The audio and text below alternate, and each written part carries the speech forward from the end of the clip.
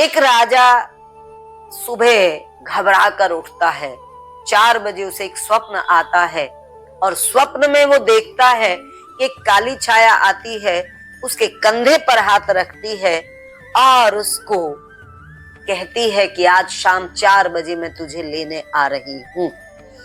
बस यही कुछ सेकंड का मैसेज है, लेकिन राजा थर थर कांप उठा है, क्योंकि वो काली छाया इस प्रकार से कह के गई है कि साफ समझ में आ रहा है कि वो काली छाया कोई और नहीं, मृत्यु थी। और ये मृत्यु का ही निमंत्रण है, मृत्यु का ही संदेश है। मृत्यु का संदेश अगर आपको मिल जाए तो क्या हालत होगी आपकी? आप भी थर थर कांपना शुरू कर देंगे, आप भी घबराएंगे, कंप कपाएंगे। राजा भी घबराया। कोई राजा हो या कोई रंक हो, मृत्यु से सब घबराते हैं। और कमाल की बात एक है कि मरना ही सच है। जीवन में जवानी आए ना आए, बुढ़ापा आए ना आए, पर मृत्यु तय है। जातस्य ही ध्रुवो मृत्यु, ध्रुवम जन्म मृतस्य च।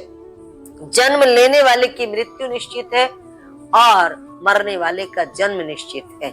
लेकिन घबराहट होती है, बहुत ज्यादा होती है, सबको होती है। राजा को भी हुई। राजा ने अपने मंत्री को बुला भेजा। सुबह सुबह इमरजेंसी बैठक बुला ली गई।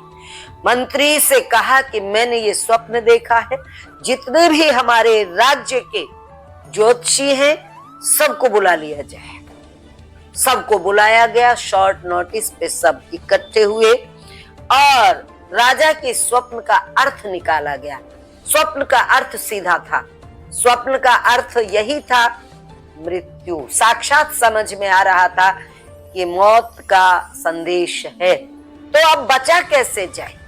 ये संदेश हमको भी मिलते हैं, पर हम भी बचने की कोशिश करते हैं। जीवन में आने वाले कष्टों से कैसे बचा जाए, इनके लिए भी हम ना जाने कितनी तैयारियां करते हैं। मृत्यु से कैसे बचा जाए, इसके लिए भी हम बहुत प्रयास करते हैं। राजा ने भी किया, राजा ने किया और ज्योतिषियों ने तरह तरह के रास्ते सुझाए। सब रास्ते सुनने के बाद राजा को एक ही रास्ता जचा।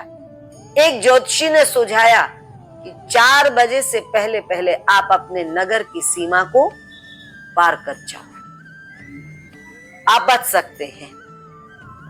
राजा ने इस बात को मान लिया और राजा ने अपना सबसे तेज चलने वाला घोड़ा मंगा लिया। सबसे तेज चलने वाला घोड़ा, जिसकी इतनी बड़ी रफ्तार थी, तेज रफ्तार थी कि हवा को भी वो मात देता था। अब वो घोड़े पे सवार हुआ। मौत से बचना था। संरक्षक भी नहीं लिए, अंगरक्षक भी नहीं लिए, सैनिक भी नहीं लिए, अकेला दौड़ पड़ा। ये होता है मृत्यु का भय।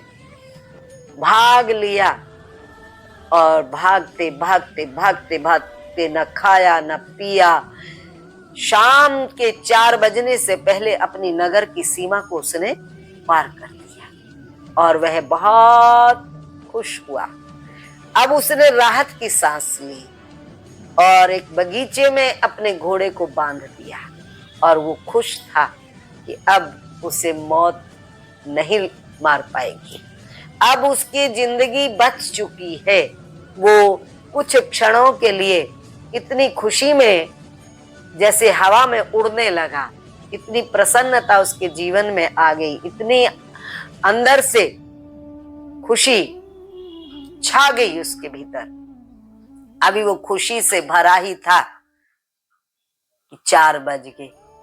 4 बजते ही एक और ऐसी घटना हुई। वही प्रक्रिया जो स्वप्न में उसके साथ हुई थी, अब वह साक्षात हो गई। अब वो बिल्कुल सामने थी काली छाया। उस काली छाया ने पीछे से आके उसके कंधे पर हाथ रखा।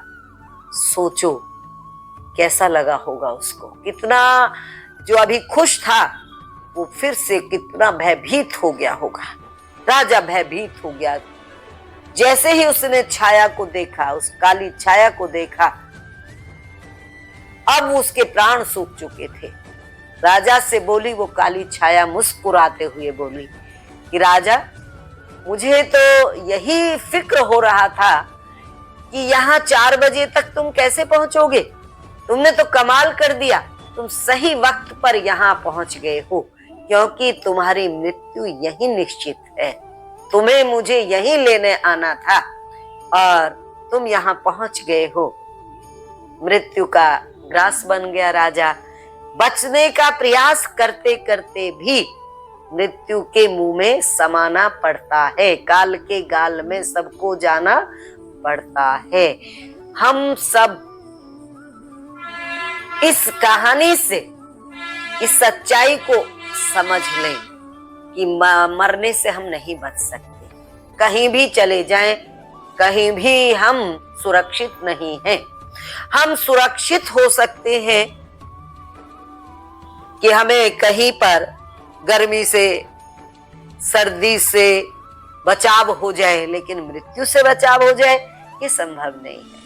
न जाने ज्योतिषी कैसे कैसे रास्ते हमें बताते हैं, और हम भी कितनी बार जब एक्सीडेंट से या बीमारी से गुजरते हैं तो बड़े खुश होते हैं, बोले मर जाते, बच के। नहीं, अगर मृत्यु निश्चित है तो कोई हमें बचा नहीं सकता, और अगर मृत्यु नहीं आई, वो वक्त नहीं आया, तो कोई हमें मार नहीं सकता है। यह सत्य है जीवन का। इसीलिए हमारे गुरुजन एक ही बात कहते हैं, ये जो जीवन का सफर है इसको हंस के गुजारना है। मृत्यु ने तो आना ही आना है। और जो संत होते हैं, महापुरुष होते हैं, उनमें और हम में यही फर्क होता है। हमारा मृत्यु का भय बहुत ज्यादा हमको भयभीत करके रखता है, वो मृत्यु से अभय हो जाते हैं। मृत्यु का भय उनके भीतर नहीं रहता। मृत्यु का सत्कार करते हैं, मृत्यु को हंस के स्वीकार करते हैं, और हम डरते हैं। लेकिन संत हमें कहते हैं नहीं, डरकर नहीं, हंसकर इसका स्वागत करना चाहिए। ओम तत्सत।